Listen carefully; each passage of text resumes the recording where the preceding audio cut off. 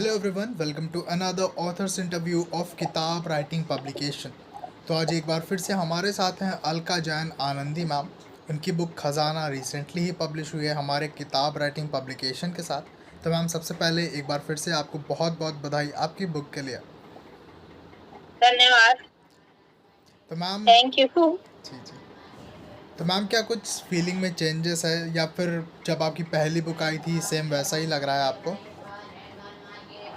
नहीं, वैसे तो कोई डिफरेंस नहीं है, लेकिन हाँ अपने आप में जो है थोड़ा अच्छा लगता है कि हाँ प्रेरणा मिलती है, हमें और लिखना है। लोगों के अच्छे रिस्पांस देख के करके, जैसे एफबी से भी जुड़े हुए हैं हम, तो कहीं जाते हैं कोई मीटिंग है तो सब कहते हैं वाह आपने तो बहुत अच्छी लिखी है, एक दो ने पढ़ी भी है तो कहते हैं हाँ बहुत अच्छी है। जी। तो मैम, आपने अपनी इस बुक के इस खजाने के बारे में बात करी है। मेरा खजाना मेरी जो है राइटिंग ही है, जो ये मैं लिखती हूँ छंदों के रूप में या सवैये के रूप में, मेरा यही खजाना है। All right ma'am. तो मैम, आपको आइडिया कहाँ से आया कि आपकी राइटिंग, आपकी जो पावर है, आप उसी के बारे में एक बुक लिख डालें?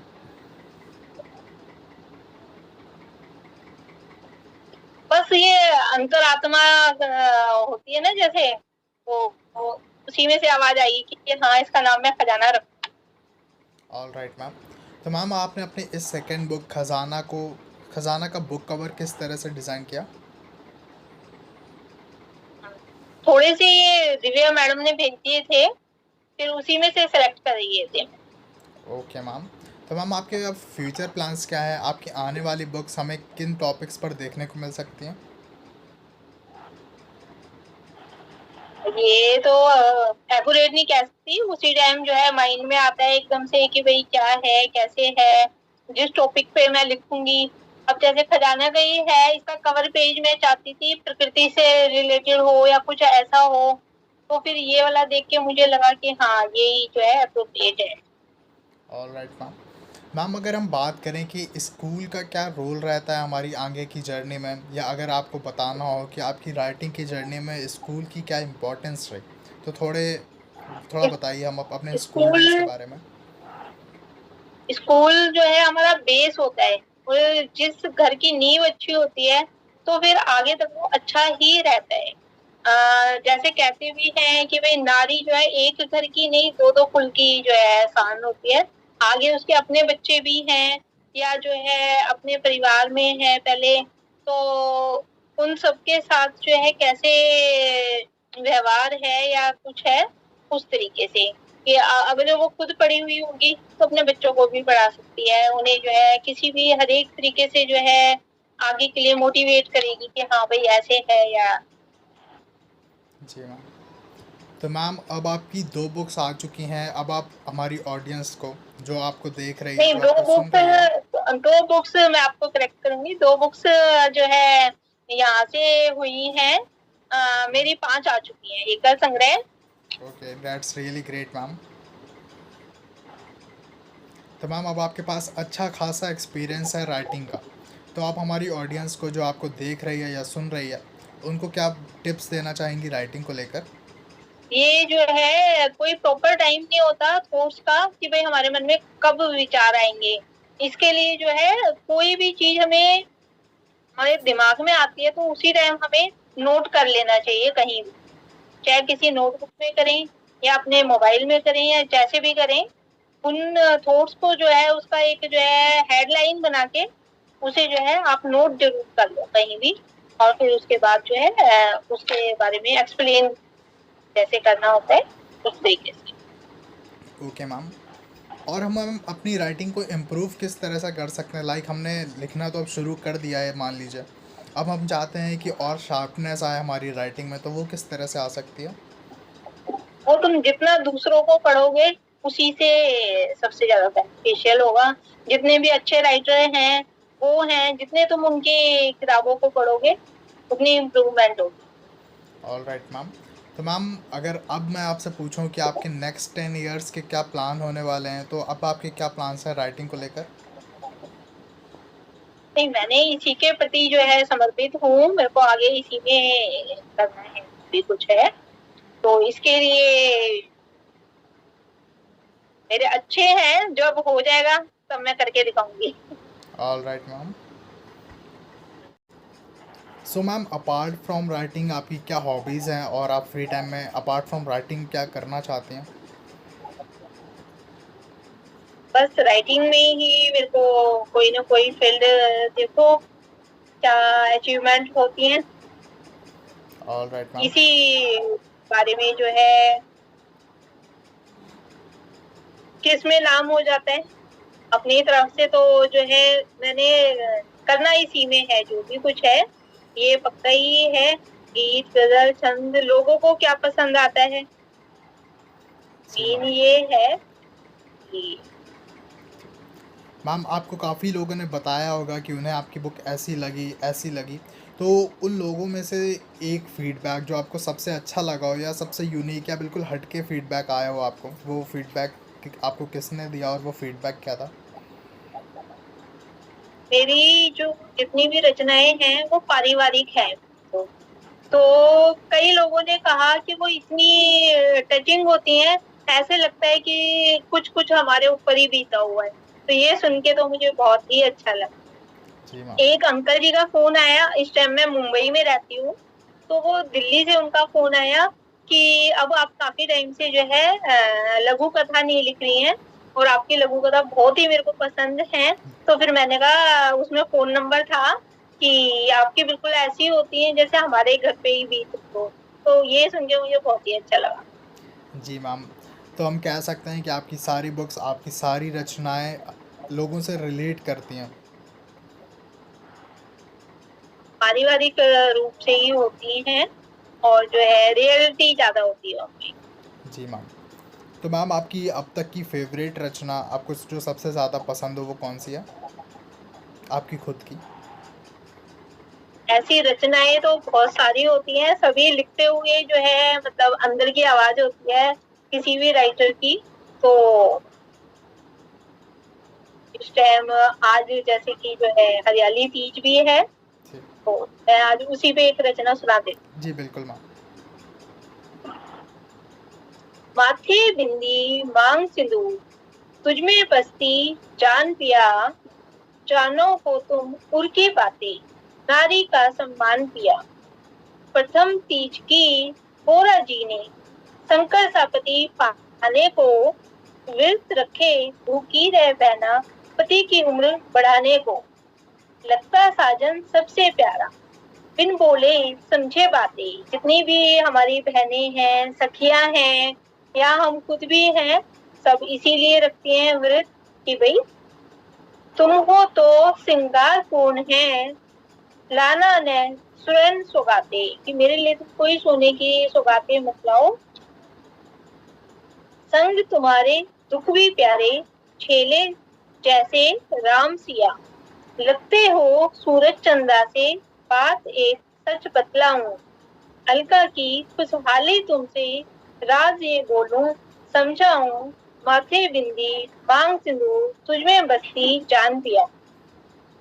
तन मन की कर अपनी बातें, कहूं सुनूं कभी हकलाऊं। कुछ दिन बिन बोले समझो, तन मन भी बहलाऊं। माथे बिंदी मांग सिंदूर, तुझमें बसती जान पिया। जानो हो तुम उर की बातें, नारी का सम्मान किया।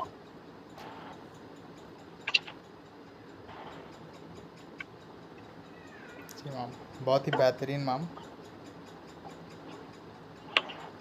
धन्यवाद। और एक दो कुंडलियां हैं जो कि बेटी विषय पर है, और ये मैंने अपनी बेटियों को, मेरे दो बेटी हैं, उन्हीं को ध्यान में रखकर लिखी है। जी। इसे मैं तरंग में ही बोलती। जी जी जी। होती घर की शान है त्योहारों का माँ, चहल पहल घर में रहे, दो दो कुल की आन, दो दो कुल की आन। काम मुश्किल में आना, माँ की बस्ती जान दुआ दे सुख ही पाना। आनंदित घर द्वार जहाँ बेटी सी मोती, भाग्य रही जो तेज प्यारी पिता को होती। जी मैम, बहुत ही अच्छा लिखा है मैम आपने। धन्यवाद। मैम मैं चाहूँगा कि आप एक और सुनाएं, जो भी आपकी एक और जो आपको अभी याद आ रही हो या फिर आपको पसंद हो, एक और। ठीक है, मैं जो है माँ के ऊपर सुनाऊंगी। जी मैम। वो मेरे को बहुत ही